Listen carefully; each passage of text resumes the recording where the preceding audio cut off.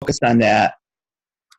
And so since I've been noticing that, I've decided to focus on the really wonderful things he's saying that I agree with more, instead of just focusing on what annoys me, and then looking at my own stuff more. So that's my intro for it. So so in my notes, I've noted things that I find annoying, like some of his word choices, and then also things that I think, wow, what a beautiful sentiment. Let's look at that. Mm-hmm. Mm-hmm. Hello, Mark. Anybody else irritated by? Yeah. Well, it complicates. I totally agree with Ken's view. It complicates the reading. I mean, it can. But I'm assuming that when he wrote this book, he was mostly talking to academicians. I don't know to whom he was trying to talk to, but it's very academic, very not written for general people's enjoyment. So, I mean, the same things, not the same, because it wouldn't be the same, but similar concept. There should be a version, with similar concepts in a more accessible form. Yeah. That would be nice. Maybe you can write it. Translation. I feel super motivated. Need something else to do, Maxime, huh? to distill the essence of what we're coming to understand. And I mean, some of these things I can't kind of figure it out. I can't grok it on my own. So I really, this is great for me to hear everybody else's input and feedback as well. I think it's a kind of an irony that the book is about non-hierarchy, hierarchy versus non-hierarchy, but his language is fairly inaccessible to the public. Yeah. So I do think that it merits a translation. Yes, translation is the right word.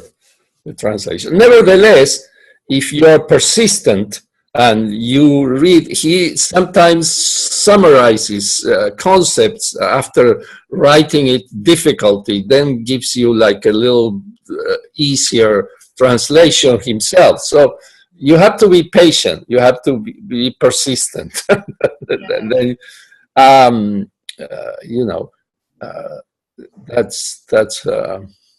that's my view. Yeah. Would everyone be open to maybe just doing a round of like each person saying something that they appreciated most about the chapter and or something that they found most challenging or disagreed with? Does that sound okay? Yeah, sounds okay. Okay. So I'll start if that's helpful. So I think the thing that got me most, that I really appreciated, was the introduction of the concept. I don't know how to pronounce it. Usufruct. It's on page 116, but it's basically about the emphasis on use and usefulness over possession. And so just really valuing that something is used for its purpose and appreciated, rather than concentrating on the person who owns it and that being the basis for some things being. So that I really appreciate that. I feel that in my life. That's something that comes out a lot, and I felt really validated in seeing it, that was a very like a cultural norm in organic societies. And then right after that was something I felt most challenged by, which was the assertion that reciprocity was the first step towards exchange, as if it had a negative connotation. And so lately I've been feeling in my life, because I do a ton of work that's not reciprocated in any way. And I'm feeling lately at my limits with that and really trying to step back and think more about how the work that I'm doing could have reciprocity built in, and not agreeing to do things that don't have a reciprocal element. And this really challenged me to think of, like, maybe that's really just another aspect of exchange and the kind of impersonality that comes with that. And so those are the two things that I've been most affected by. So I'll pass it. Well, I'll just let anyone go. So. I definitely have things I want to say about that, but I think it'd be nice to popcorn put out all the what is true for each of us, and then we can maybe dive into some of what's arisen. Yeah, I think that's a good idea. Oh, I'm taking notes. Oh, cool. Yeah.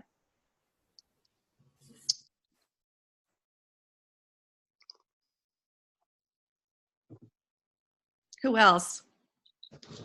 Well, this is Mario. I found interesting because I have been thinking about the relationship between the sexes a lot, especially in this Me Too era, and this started many years ago, not right now, in terms of how things. I was thinking mainly about food when I started thinking about this and reading about this. And what I was thinking about food was that women were the basic sustenance of a group, because they were the ones providing, gathering food all year round that will provide the livelihood for a group of people. And the males were normally, the males were going out supposedly hunting, but they were not doing very much without clothes that had to be sewn by women. Basically, my picture, and I read some female anthropologies, because the Hollywood film narrative is that males, the mighty hunters go out and kill this gigantic beast, and they provide food for all the tribe, and the women are so grateful of these brave men. And that's a completely wrong picture. Mostly they were avoiding the big animals and were trying to deal with the little ones that they could kill easily. And mostly women were providing all the food. That was through tending the wild, through gathering. So I found some parts here in 53 where he talks a little about the relationship between men and women, and how in these organic societies it says a low subsistence level, and in a fairly primal community, both division of labors are needed for the well-being, if not the survival of all its members. Hence, the sexes treat each other with respect. Indeed, the ability of a man or a woman to perform well in this division of labor profoundly integrity of the marriage, which is often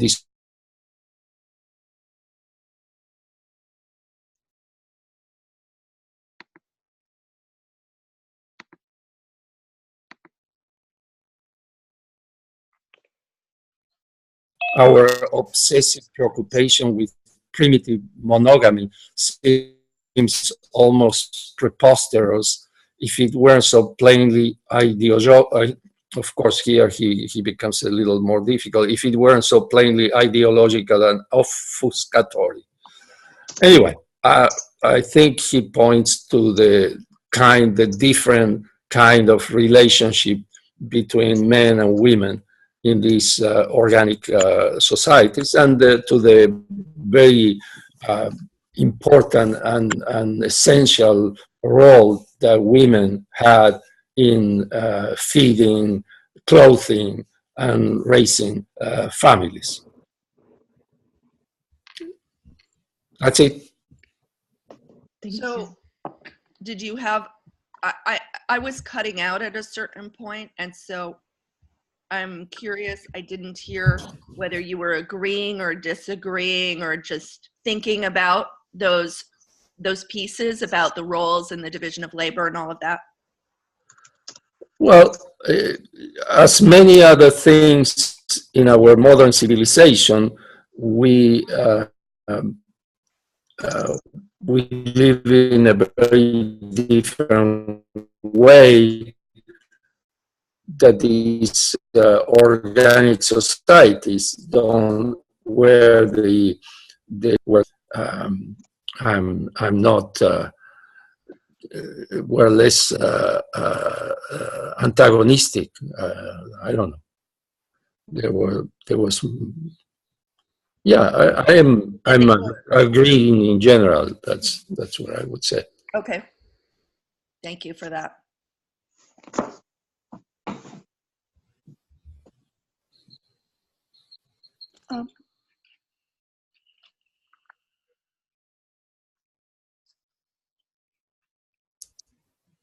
Yeah, can I say something about that? Please. It's interesting what both Mario and Ken had to say. On the subject of the women issue, in my reading at the beginning of chapter 2, there's something there at the page down about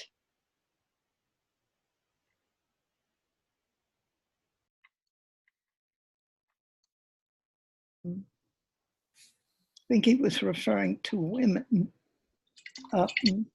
It made me think of something I just heard in discussion of the women's movement currently. The language actually was used by Gloria Steinem in a piece in a piece about Holly Near, and Gloria Steinem there was a clip of her speaking and talking about women. We are linked rather than ranked, which I guess refers to the question of hierarchy, non-hierarchical relationships. So that was kind of interesting. But later in the chapter, when he goes into he speaks in generalizations about women being really the dominant, important force. Those are not his words, but that's what I got from that. He's so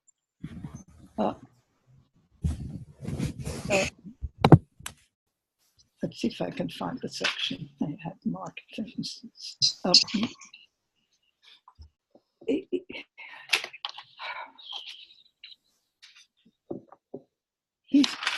I guess there's a lot that I found also irritating, as Ken said, and I wasn't as good at setting that aside as you were, Ken. But he refers to all the ways in which women are more important, and he even says that the blood, the child has the blood of the mother. It's as though the father has not even contributed blood, and I don't understand that. And I don't understand his sources. I guess my readings years ago in anthropology were always documented with sources, so that when he speaks of these pre-literate societies and concludes that all of them behaved in this way, had this kind of society, I don't quite, I want to say, well, which society was that? Are they all primitive societies? Because, and how does anybody know that specifically? They didn't leave writings, they left drawings on the wall. Is that how they know that. I haven't come across that anymore. Not that I'm very widely read in anthropology. So I'm talking about one college course, but it was a really interesting one, and everything was based on a paper on particular people, and I just don't remember that. Now, maybe that was way back in the 70s before things became colored by recognitions of the strengths of women and the importance of women. But I had a hard time with that, even though it was, at least I could understand that. Some parts I haven't been able to understand. I have to. So go ahead. I was just gonna comment on anthropology, the shifts within anthropology as a discipline in general since the 70s. It's been, anthropology has gone through a real reckoning to see the ways that scholars and researchers have really imposed their Western ideologies and values onto the communities and peoples that they've been studying for decades. And there was a real othering and a real colonial attitude and a real just like filter through very Western values. So there's been in recent years a shift of trying to understand how to bring out the culture of the people more. Although on the other side, I do notice that he doesn't make many citations. He makes like a lot of claims about different societies without citing anything. Yeah. I think there's and I'd just like to put in just this, and the one place he does where he talks about the Orestia, the however you pronounce the Greek, tragedy, let me see if I can find that. No, it's here.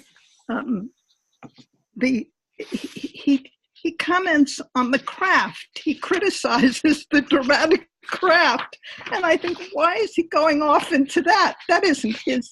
It isn't relevant, and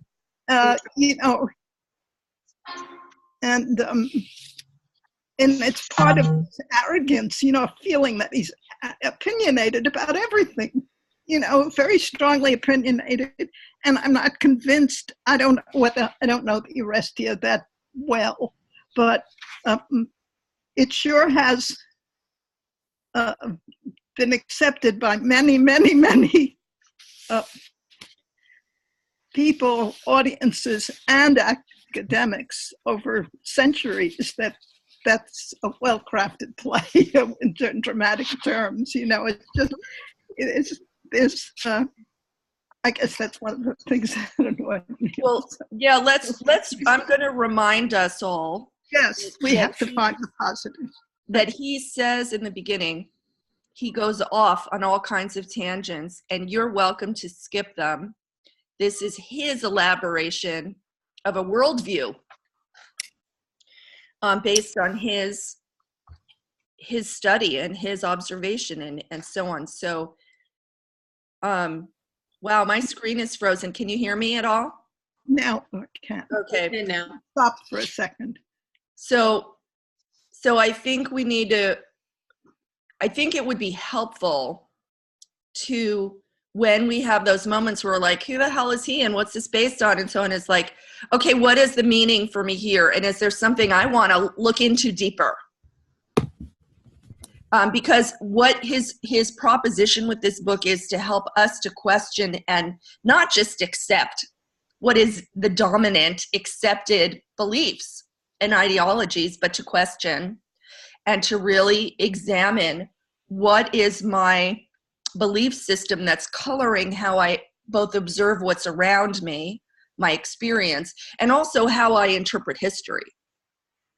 So I just wanted to say kind of that as a general on, because, yeah, whether he's citing, I mean, I haven't read the people that he is quoting, like, I forget her name, but he does quote an anthropologist or two, both women, quite more than once, and I'm not familiar with their work. I will say that, from reading like The Sword and the Chalice and the Blade, by Riane Eisler a bit, and The Great Cosmic Mother, and some of those kinds of works that did a reframe on the old anthropology. And Mom, I'll mention, I'm going to remind you of a little story that's personal to us. In the Great Cosmic Mother, they refer to Marshak,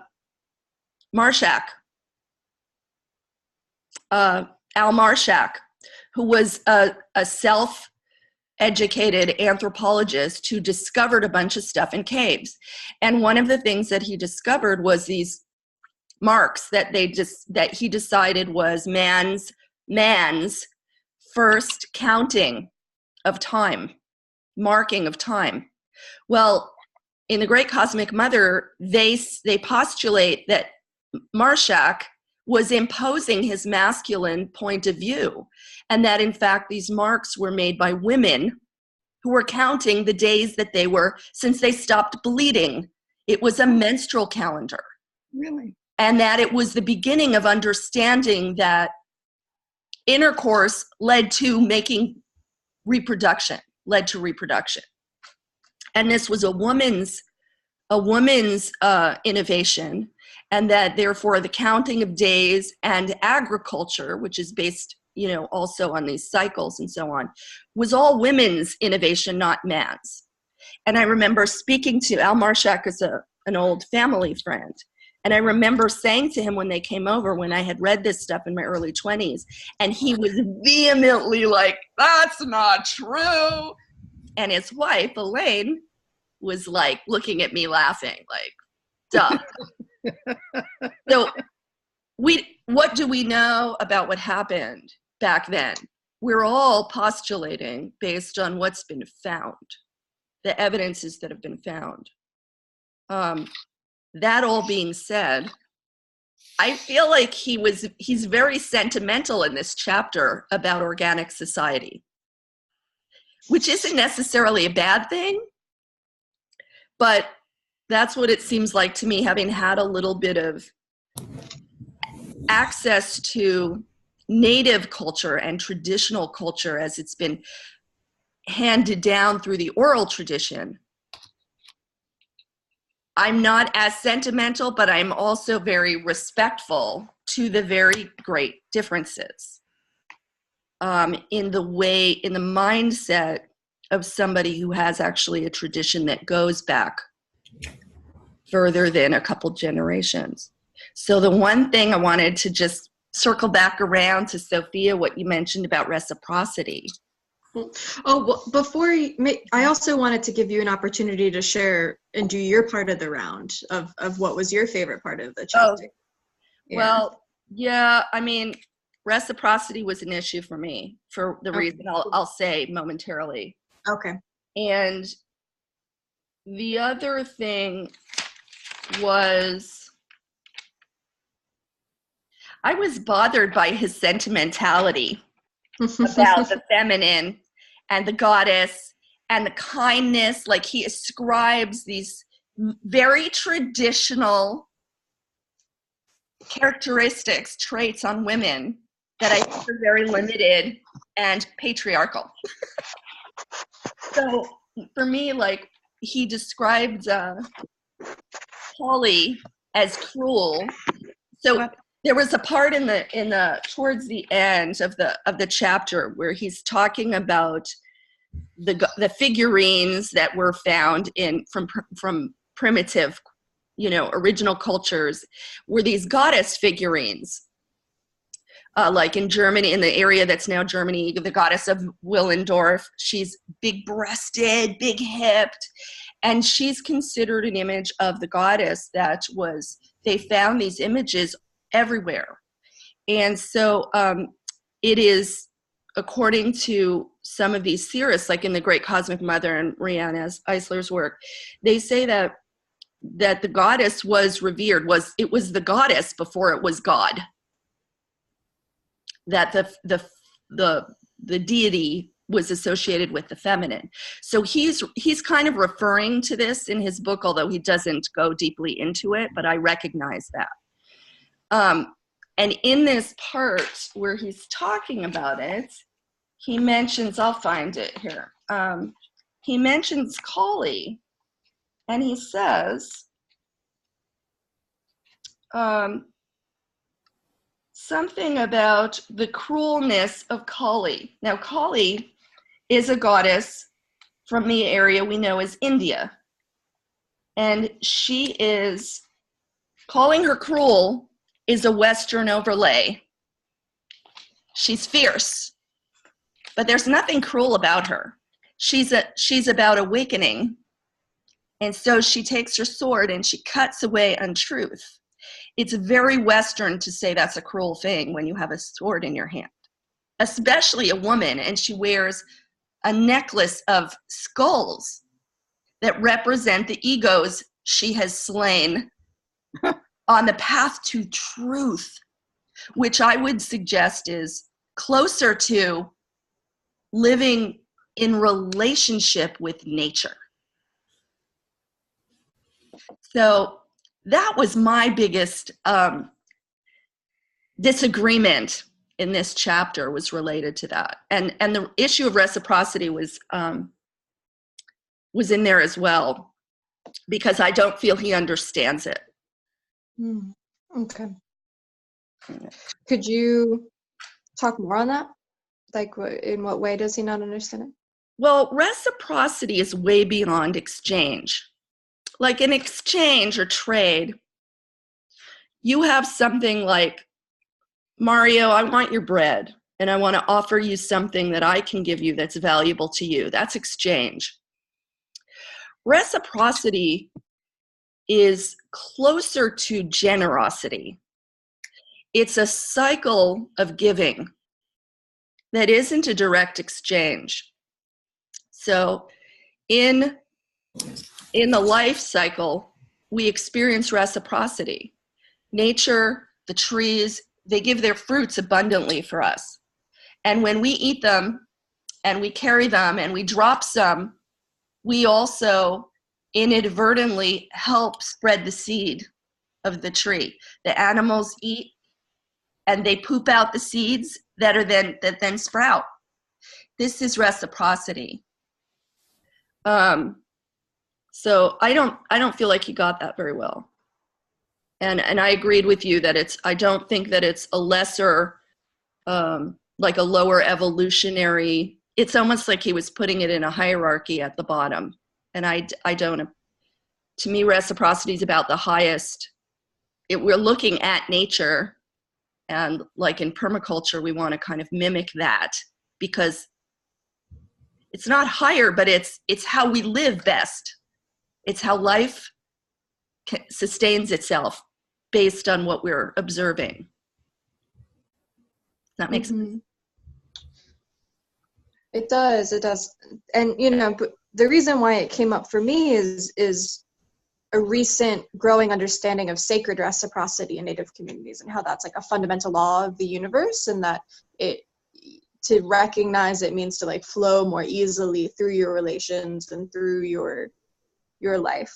And so it might make sense to bring it up in relation to the other concept that he brought up, which was that communal property was the first step of private property, in the same way that he says reciprocity is the first step of exchange. And yeah, I guess just spending more time thinking about the relationship of those things, in what ways they're different, in what ways they're separate, because communal property is also the commons. In a way, it's property that's held in common. It's not completely public. It's not anyone can access it, but this is stewarded by a group of people and used and accessed by a group of people. And so it's interesting to see that those things are maybe on a gradient, and there isn't this is bad and this is good, but this is a gradient, I guess, into like more negative or positive qualities. Yeah. I mean, as you're speaking about it, I can see that the concept of exchange may have evolved from reciprocity and sacred reciprocity. I mean, reciprocity is that I know that I have something to offer and I just give it. And I trust that something's going to come back around and I trust this earth here and has all of what I need. And so I'm not charging anybody for having access to me and my gifts or my whatever. That's my understanding. Could it be that exchange can be more applied to, let's say, you have a tribe, a group that is producing some things, and like trade, you know, I trade with another group that lives, is fishing, and I am inland and I don't have fish, but I would love to eat fish once in a while. So we do some exchange. I make the nets with the fibers that I grow in my farm, or the milk in the cow with the cows that I have. And reciprocity is more the inner community, you know, as something that you practice with the members of your community. You know, you do things and you know, without anyway, maybe. Yeah, Maybe. so it could be followed from that the exchange is impersonal, where reciprocity is personal and communal, in the sense of that it has a relationship. Yeah, Within the community.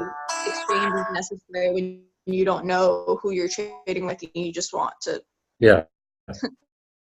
Well, That's a great idea. That's a great I would idea. challenge that also with a little story from Aztec culture,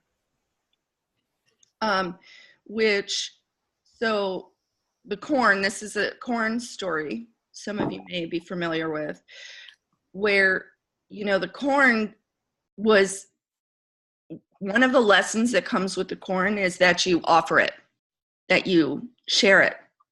It's a kind of a very core sustenance. And the Aztec people planted corn on the roads out of their cities, along the highways, with the express purpose that travelers would be able to feed themselves from it. That's reciprocity. And it's beyond the community. It's making it available for people from out there who are coming here, or here who are going there. So to me, reciprocity is, it's not limited. It's not limited. Whereas once we get into exchange and trading, we're creating like value for value, which is the basis of an economy. And I think reciprocity is really outside of economy. Just my thought.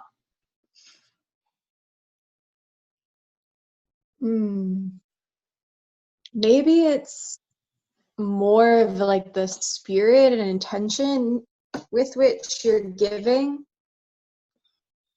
Because like I'm not sure if I would consider, it depends on how you define economy, of whether or not reciprocity is outside of that. If economy is all energy flow within you and your community, then I think that reciprocity would still fit under that. If economy is the market system, then I think you're right that it wouldn't.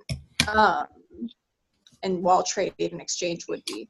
And yeah, I'm still just trying to flesh out what the difference would be. And maybe it's just something that's very much rooted in intention and like a willingness to balance things out rather than get what's yours.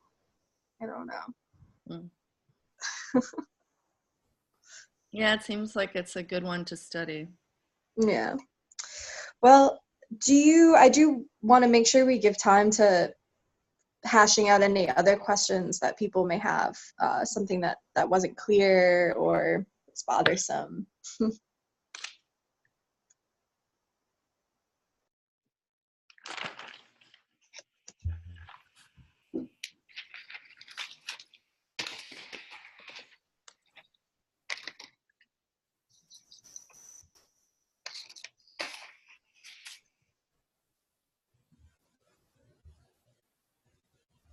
Well, I'm going to go back to that reference to page 120. I mean, what does he mean about, or how do you take all of you, this reference to the father's blood not being, it's like it's irrelevant. What did I say? Page 120. Let me see if I can get the specific. How I read that is that back in the day, it wasn't necessarily known that the sex act was what was creating the babies. The what? That the sex act was creating babies. In my readings, that understanding didn't come like boom, with human birth. It came later. There was a whole period of time where human civilization was happening, where there was not a connection made between the man and playing a part in this. So that the matriarchal cultures in the beginning, the goddess-centered cultures in the beginning, were goddess-centered because women suddenly grew bellies and made babies. Women bled without bleeding out, without dying regularly. So they had a superhuman, women were given a superhuman power, and they were elevated. Now, this is according to the Great Cosmic Mother. That's the text I read this in. And also in Riane Eisler's The Chalice and the Blade. These are two books that I read in my 20s that are giving a whole different view to what happened before patriarchy. And why would patriarchy have arisen? Why would there have become a dominance? That there was a sense of an insecurity among the men being postulated, that they don't understand what's happening, and then they want to take some power back to equalize the playing field or something like that. So my understanding of his saying that, Mom, is that he's referring to that the men were out there just doing whatever they were doing, and they weren't relating necessarily with those children. So the blood was literally, the women were in charge, and it was really, she was directing everything. How different that is in most societies isn't that great. I mean, really, mostly women raise children, and in some places that's a little bit different. But I think that's primarily the activity.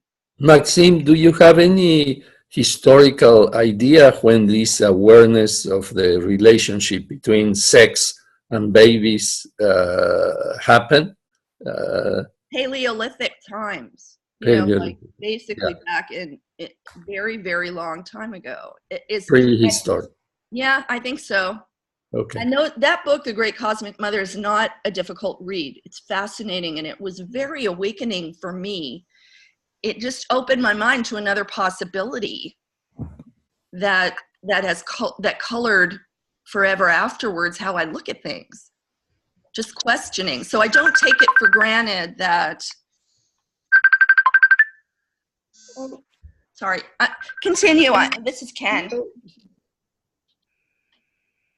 Yeah. While Maxime is talking to Ken, I have a response, but I wanted to give you a chance to respond first, Lenora, so I saw you had something to say.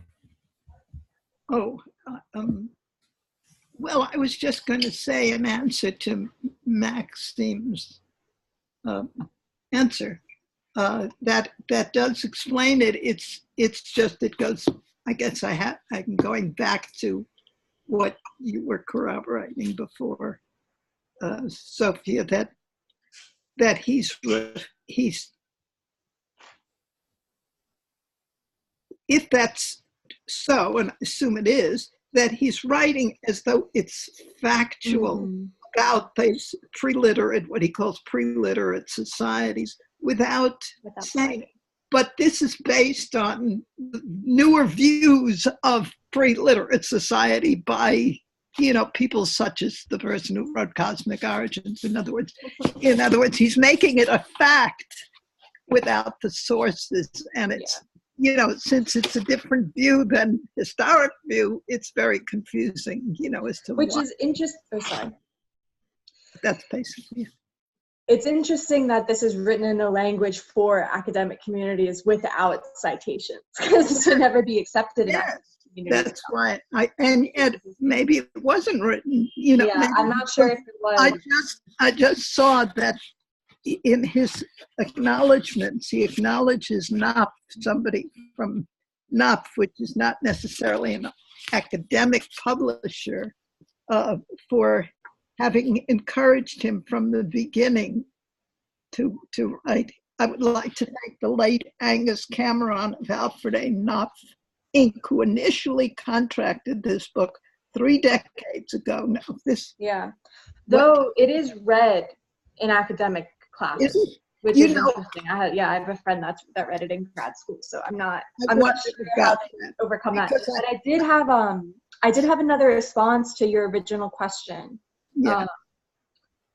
which is kind of just an extension on Maxine's point, which is that it's the last paragraph on page 121, which he says, as pre-literate communities extended their range of acquired relatives, the traditional kinship nexus was probably increasingly permeated by the social. And so it's interesting that these blood relationships were the basis of kinship and real commitment to your community. And then as a way to deal with that and broaden one's commitments in their social sphere, they took on more and more relatives. And they called both objects and plants and rocks and other people who weren't part of their kinship their relatives. And so I thought that was a really interesting progression of the argument. That's quite beautiful. I mean, personally, I find it really beautiful to refer to other people and refer to the natural environment in relative terms. Mm-hmm. It's very interesting, except I have to tell you, I put a question mark around that whole paragraph because... Well, maybe Maxine could talk a little bit more about that, because that's really common in the communities. What's the question mark that you had around the paragraph? The paragraph says pre-literate communities, the one you just mentioned, that goes on to, from this social substance, there begins to emerge a new civil sphere parallel to the older domestic sphere. I guess the language, the words are so convoluted, Okay. I can't follow it, that's all. That's me. So I have a proposal. Number one, everybody who writes a book is an author. And that's the root of the word authority. So he is his own authority. We all have our capacity to dissect our experience and our education and come to our own conclusions. Don't get stuck up on him being arrogant. Just think to yourself, let's think to ourselves, why is this activating me? What's this about? What's the meaning here? Why, let's just inquire rather than fight him on it, because this book is here for us. It's not about him anymore. He gave it away. And whether or not he was writing for academics, his language is elevated to be very difficult and inaccessible to read. We know this. Okay. We know this. So, sorry. Yeah, no. It's important that you're grappling with it, because these are the places we could get stuck, or we can use it as an opportunity to okay, what the fuck does that mean? So what does it mean to everybody? It sounds like there's somebody, we have another guest who is got a background, and I'm going to have to remove you. I don't know who it is.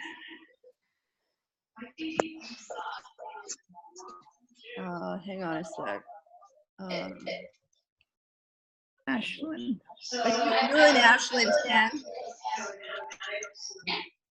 Oh God, how do I? Okay, it's on. Great. Was that you beeping? Ken, you got to get your sound off. I don't think so. It wasn't you. Okay, good. Thank you. Ken, Uh-huh. And maybe Can you because Ken's please- been on for a while, we can give him a chance to give some input. yeah, I'm concerned about the background sound because he's in a public place. Okay. Yeah. So there's some,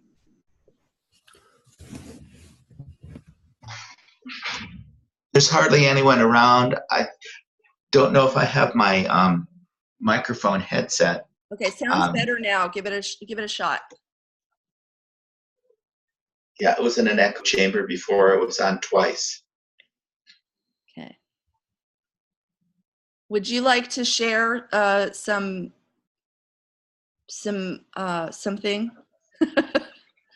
I think I that missed the we never even discussion. had a I don't know where you are. Anyone feel like summarizing briefly? And I mean, I had the two different trains of ways I could share. Okay, one thing was that I wish. Okay, I looked up a word. I looked up several words, but the word that he uses a lot is. Let's see if I can find it. No. Consociate. Is consociation. Oh, yeah. Did you discuss consociation? No. It has two meanings. One is shared power with groups that are opposite. That's not the meaning he's using. The one he's using is fellowship. So it's fellowship always means the same thing. Consociation means two pretty different things. So okay, that's an example of one of the ways. I wish he could write more clearly, but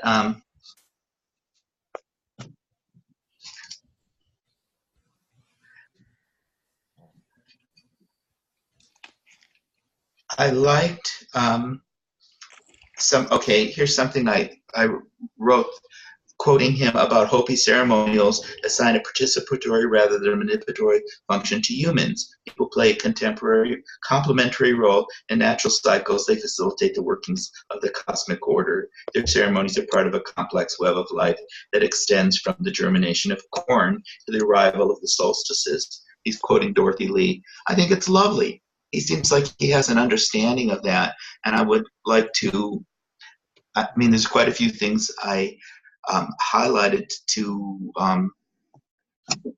in the last thing I heard you say before I lost contact with you was talking about how he left the book open for us to. He didn't want it to make it complete, that we could follow up on our own, and when we. I'd like to follow up with his hope that other people will build on what he started instead of just nitpick his. Right. Okay.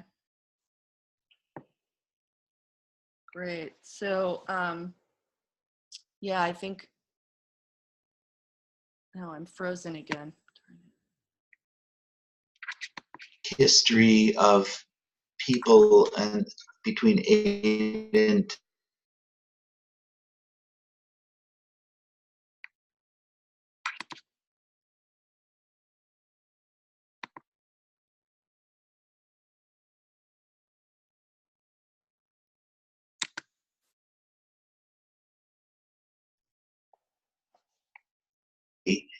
that's where the goddess figurines of Venus of Willendorf came from. And I wanted to just point out that Rihanna Eisler's book, The Chalice and the Blade, examines the assumptions. And I like that he actually talks about how our languaging can make us assume that things are like. Can make us what? Our culture, in the primitive cultures, and they're not necessarily. And then I wanted to focus a little bit about the usufruct, his idea of usufruct, and his distinction between that and mutual aid and some of the other things. But I missed the discussion, and I don't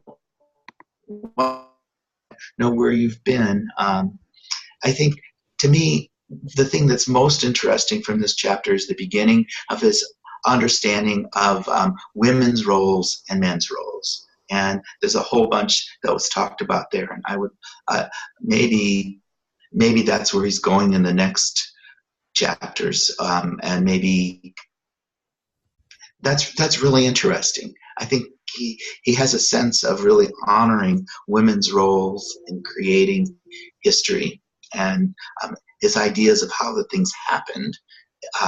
It's interesting to try to figure out how he gets to his ideas. And okay, so I've said enough for now. Want to hear more from everybody else? Yeah, so we did. The usufruct came up. So did Riane Eisler. So yeah, you're right. We're all in the same kind of themes here. I'm thinking about something on that I read in there. I'm going to shift gears just a hair. This is a quote. "Rarely is history notable for its capacity to select and preserve the most virtuous of human traits." I thought to myself, why would that be? So that's a question that I'm holding. That's a really good question. Why would that be? And then I wondered, how could we shift that tendency? And then I read on, and he went on to say, but there is still no reason why hope. What page you on? Page 118. But there is still no reason why hope, reinforced by consciousness and redolent with ancestral memories, may not linger within us as an awareness of what humanity has been in the past and what it can become in the future. I have that underlined too. So that to me was sort of the heart of chapter 2. That was my takeaway.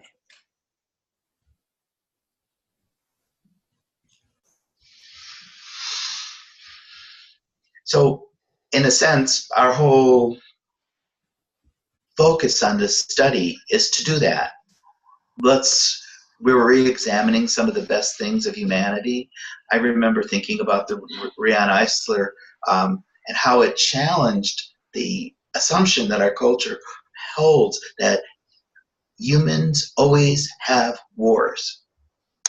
No, we had thousands of years of conflicts being solved much more harmoniously, if they even arose or were a major part of life.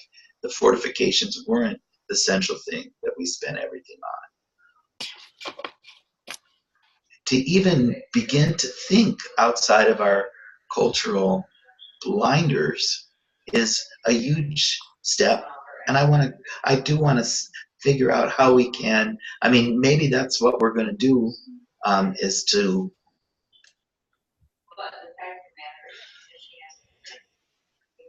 bring some hope to others who think that we are essentially doomed to live in this society where war is unquestioned.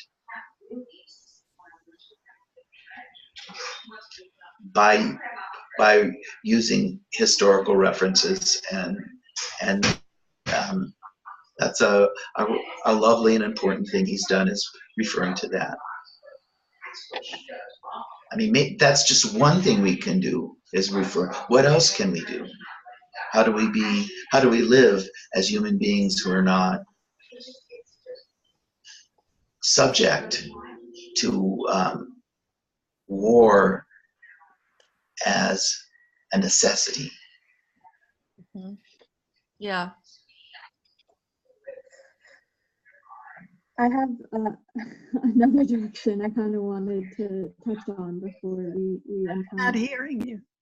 You're a little muted. Better. I'm muted? There, you're better now. Better now. Okay, that's right. I said I had one other direction I kind of wanted. Sophia, for me, you're still muted. Yeah, for me too. That's so strange. You know, I think it's because, oh my. You're, Can you hear me now? You're Oh. freezing.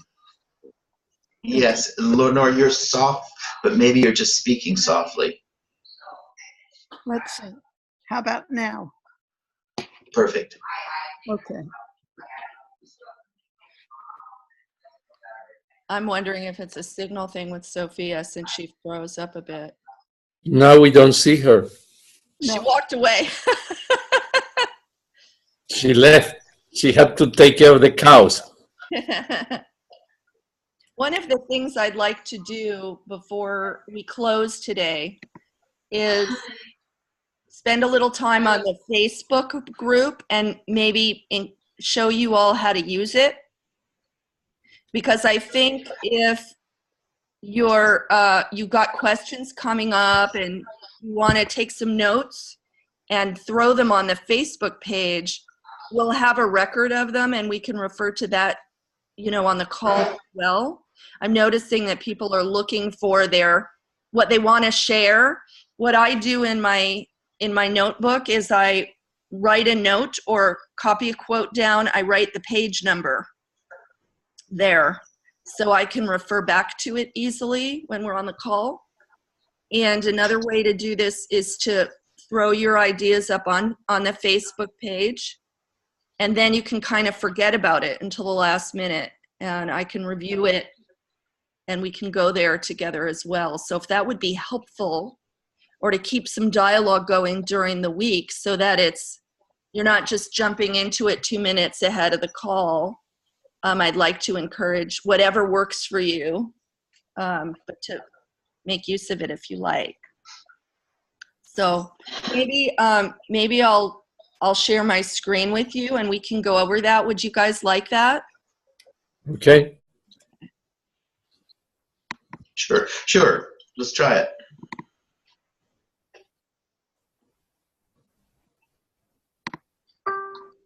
Okay, so when you go to Facebook,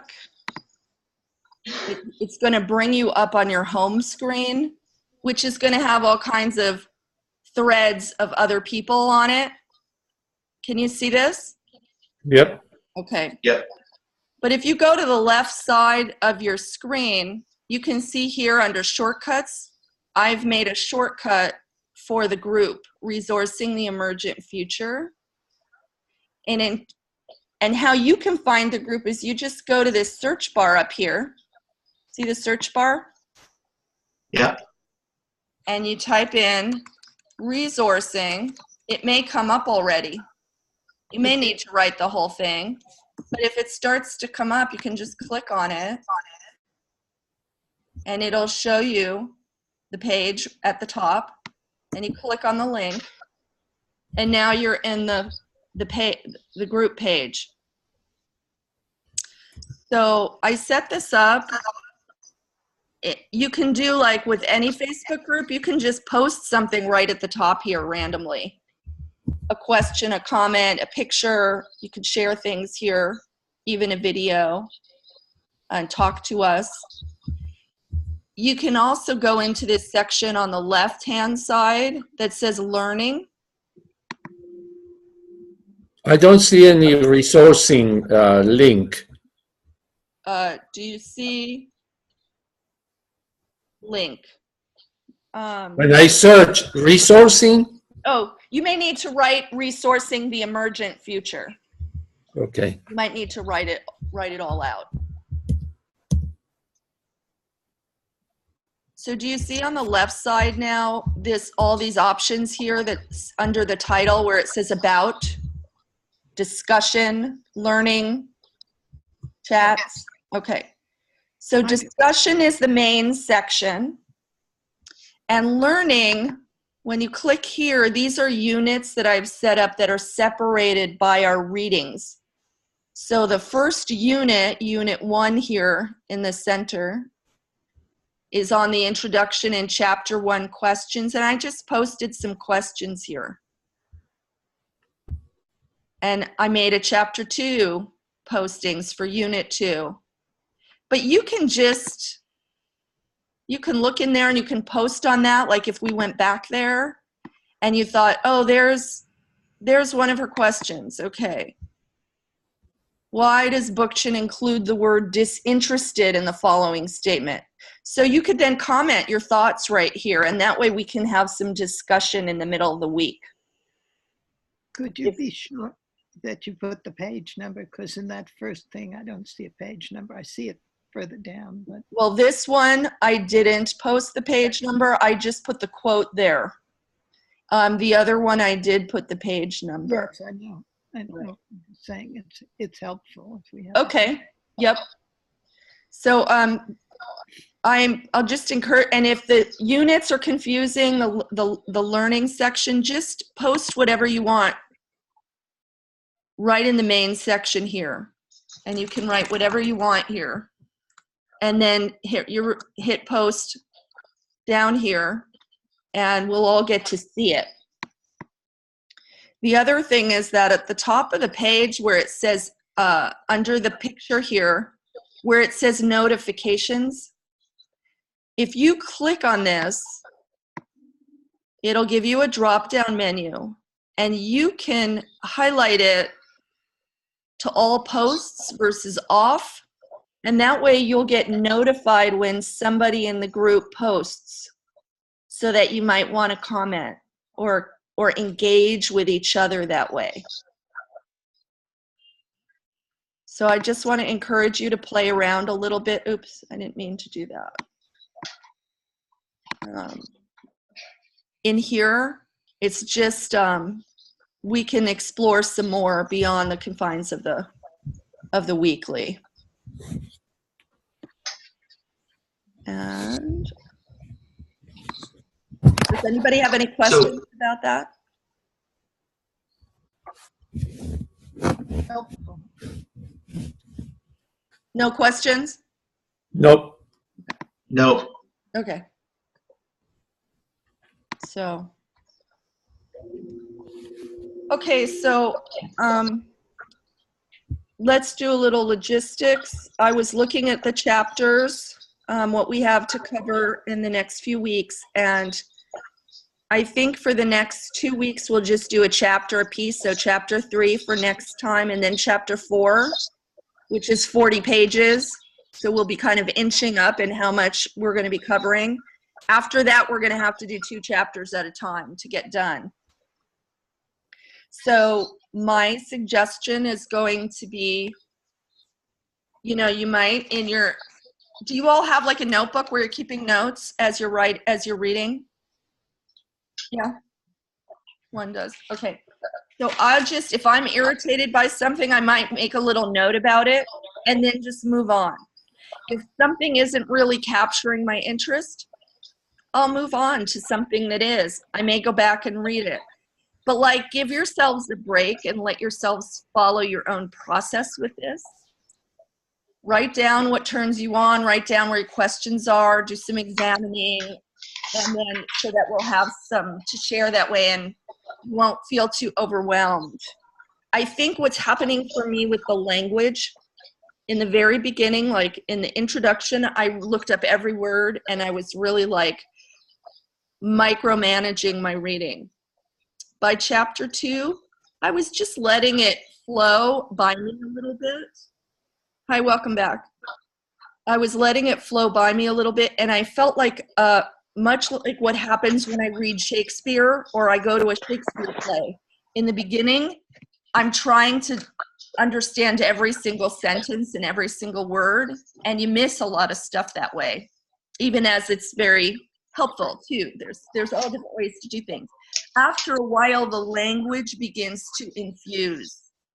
And so I want to invite you to allow the language to infuse you with the meaning that it does. And see if you can get beyond struggling with it so much and feeling like you're fighting with him or angry with him for his language. See if you can find what's speaking to you in it and let the rest go. It's just a point of study. You don't have to do anything. It's just a thought that came to me to share. as a way to work with this material. I came to the same thought myself, that there's so much beautiful in it. I'm going to focus on that more and just let the other stuff go. And focus on the main point of why he wrote this. Thank you. That's very helpful. Both of you. All of you. Can you hear me now? Yes. Okay, I'm sorry about that. I'm not so used to not being able to get electricity and Wi-Fi however I want. But I did, while we still just have a little bit of time together, wanted to share one other aspect that I really appreciated. And this is on page 111, towards the top. I won't read it because the kind of meaning is scattered throughout the page, but the general concept that I really loved was the way that values follow from language. Values? Values follow language. And so this recognition that the language that we use deeply, deeply influences the way that we relate to the world and the way that we structure the world. And so, you know, he was talking about the syntax of the Wintu Indians and how the Wintu mother does not take a baby into this age, she goes with it. A chief does not rule his people, he stands with them. They never say, I have a sister or a son in that possessive way, but they say that I live with, I go throughout life with. And that way of speaking, specifically around other people, other humans, really creates or like anchors a value system that is much more cooperative than possessive.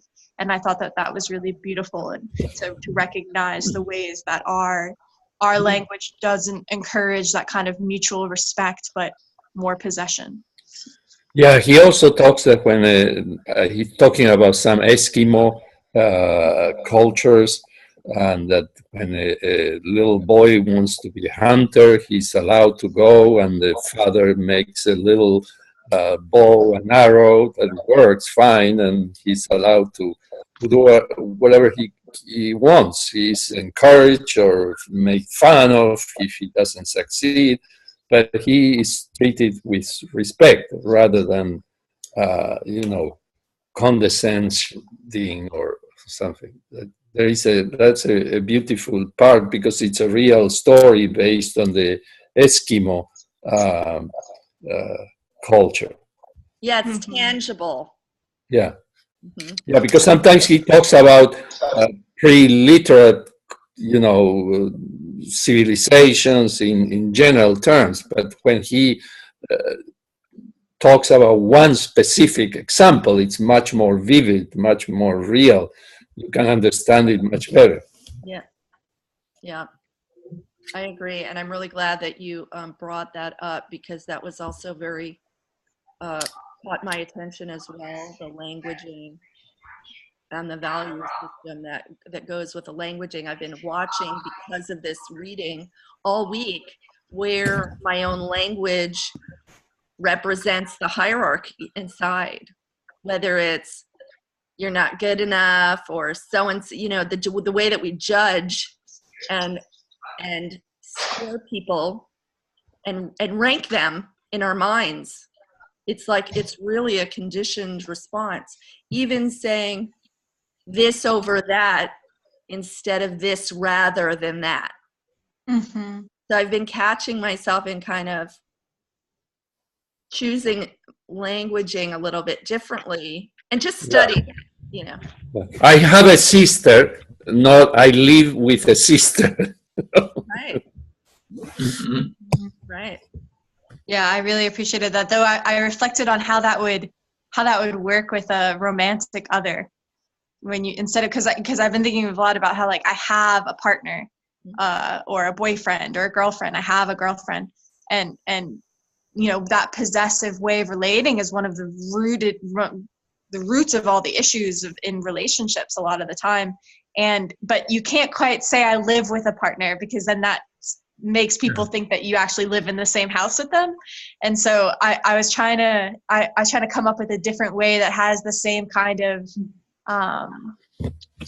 way of a mutual relationship. of mutual benefit rather than possession, but I haven't come up with one yet. Oh, Imagine I was if you gonna ask apply you to come up that with to the cows. I live with a cow. I walk with the cows. I don't know another word. I've, I milk the cow and the cow thanks me. Maybe that's what you have to say. I like that. Yeah. Yeah. So I apologize in advance. I think I'm going to get cut off again, and I will make sure that my devices are functioning next week. Live with your devices. Live with my devices. You all have to suffer through these. I can't promise that myself. I'm going to be traveling again next week, and I don't know what I'll have available. I have. Where are you going to be? I'll be in San Francisco. Oh, you'll be near me. Where are you, Mario? I am in close to Santa Rosa. Oh, so you're even closer to me. Cool. Yeah, I'm not. Yeah, and I go to Napa twice a week to Cool. deliver bread. Cool. Maybe I'll come get your bread sometime. Yes, come and meet me. Yeah, that sounds great. Well, Bring maybe the cow. I love to meet the cow. You actually have a cow, or are you joking? No, yeah, I do. I'm actually living with 2 cows and 4 calves. Yeah. 2 and I'm currently 4? learning how to milk them. Really? Yeah. What is that as part of your, what's the goal? I'm living in a place that's a farm that's run by 2 people that have difficulty managing the whole land. So I'm just trying to help out. Yeah. Were you ever before a farmer? No. No. I grew up in the suburbs of New York and have lived in cities my whole adult life. Okay. So it's definitely new experience. I did work in the garden at the monastery, the Zen Buddhist monastery I lived in, but that's my only farming experience. Well, quite a challenge you have ahead. Yeah. Well, should we try to do chapter 3? How long is that? It's about 20. Chapter 3 is. It's almost 30 pages. Yeah, 29. I was saying while you were off that I think we should do chapter 3 for next week, chapter 4 for the week after. Chapter 4 is 40 pages. Wow. And then after that, we're going to have to start doubling up. But I thought we'd ease into it. Sounds good. Yeah. And I went over a little bit how to maybe utilize the Facebook page during the week in a way that would be helpful for everybody as they're, struggling or not struggling through the passages. And so I'm encouraging that. Yeah. Maybe just a post, like a whole paragraph that you're struggling with, and we could all kind of dissect it a little bit. Mm-hmm. Oh. Great. Let's see if there's anything else. Lost you, Sophie. Yeah, she dropped out again. Oh yeah, I also there also on the Facebook page is a post that I made for the vocabulary. And so if you're looking up words and you want to add your words to that list there, or let that be useful, I'm sometimes posting the words that I'm struggling with up there, just in the thought that maybe somebody else won't have to look it up if they happen to be on there. And the language is fascinating, and it does represent some of the words that he's using are a little bit closer to their roots, which is, from my understanding, the study of epistemology is like the origins, and that's very much his fascination, is what is the origin of being, the origin of thinking, the origin of things. So there's something interesting about the language, and when it gets in the way, let's try and find other ways to say what we're understanding so that we can together translate this. Could I ask you? I have a quote from him that I really, really like that I'd like to point you to on page 122 up on this topic. Because our entire language is permeated by historically charged euphemisms that require a reified life of their own. And that whole paragraph, I just say yes to. It very, very much talks about his language use. And I'm sorry, Lenore, I didn't listen to what you were starting. I'm very pleased to hear that.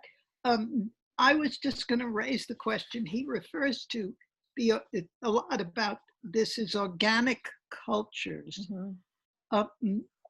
What does, I mean, I can guess, assume what he means by it, but is that a phrase that's common in, what does it mean to you? Good question. Good point. I don't know what that I remember him defining it. No. Good. Anyone want to take a stab at it? Well, my understanding is that he talks about organic societies for societies that are not have external limitations like boundary. I mean, they don't. I don't. Well, forget it. I don't have an answer. No, but. My guess would be that it's a similar way that he uses pre-literate societies. He calls organic societies. That would be my guess. Yeah, but why? I mean, are they only doing organic foods? I mean, obviously they are because there's no chemicals yet. Yes. So perhaps it's as simple as that. But well, I mean, organic in the way they interact among themselves without hierarchies, without external limitations. I don't know, more free to have a more productive interaction. I suppose. So I'm going to read the definition of organic in the dictionary. Yes. So in Merriam-Webster's, it says of, relating to, or arising in a bodily organ is one interpretation. Another is affecting the structure of the organism. Another is relating to or derived from living organisms. And so this is what I would say he's referring to. Yes, I think he's using it synonymously with pre-literate culture, which every time we hear that word, I don't know about you, but that's to me a bit, it keeps conjuring hierarchy, like pre-literate is not good, it's not educated. I have exactly the same reaction, Maxine. It's like, and so there is a body of knowledge, there's a body of study related to what happened, the great change that happened in the human brain when we began to use symbols for our language. And we went from being an oral culture to to literate culture, to symbolic culture. And there are some advantages to that and some disadvantages based on what I've read. And anyway, that's saying, so to me, he's using it as another way to describe an original culture that is in relationship to life.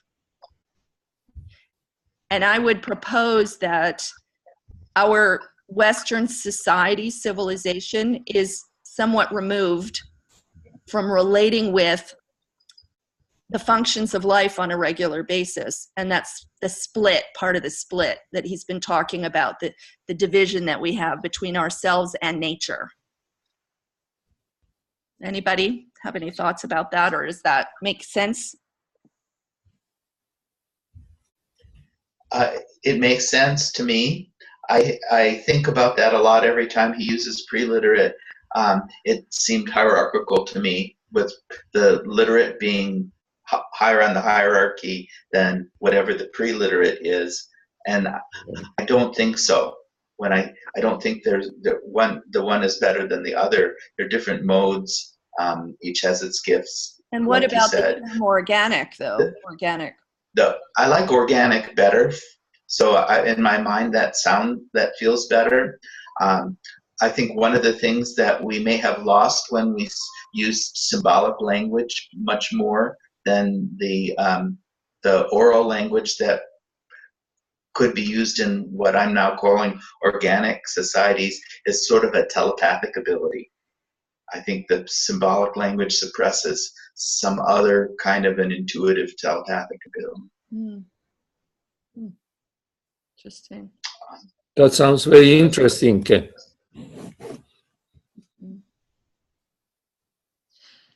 There's a book written by Leonard Palin or something, and it's called The Alphabet and the Goddess. Pablo, estaba por llamar. And that book Bien, te puedo llamar. talks a lot about what happened. En la casa, te puedo llamar en 5 minutos. Okay, te llamo. When with the written word. And he postulates that the feminine sensibility was overpowered with the mass innovation of the written word. So it's part of my thinking around these things or my sensibility. But I'm going to post, when we get off the call now, we're at time, I will post in the Facebook group some reference materials, including that book, the Riane Eisler, The Great Cosmic Mother, and also a series on Netflix I've been watching that's produced in Turkey. That's a fictional historical story of a culture that led up to the Ottoman Empire, which was a great peaceful empire. What's the name of the of the series? The series is called Resurrection Ertugrul, and I'll post it so you can see. It's absolutely, there's so many things that he was discussing in chapter 2 that I was thinking, oh, this, I could show you this here, the way they treat the children here, the way families are organized, the way clearly they're moving into a more democratic style that is very hierarchical. But it's an interesting, because it takes place during the 1300s, going from mostly pre-literate into the modern age, basically. And so I'm finding it a fascinating fiction to be observing while we're studying all of this. So I'll post that as well. Fantastic. All right, you guys. Well, thanks so much for coming on today and sharing your questions and your thoughts. Thank you. Thank you. Thank you. Thank you. I'll see you next Bye-bye. Saturday. All right. Yes. Okay. Take care. Okay. And happy birthday Thank you. again. Happy birthday. Happy birthday. Oh, for God's sake. I forgot.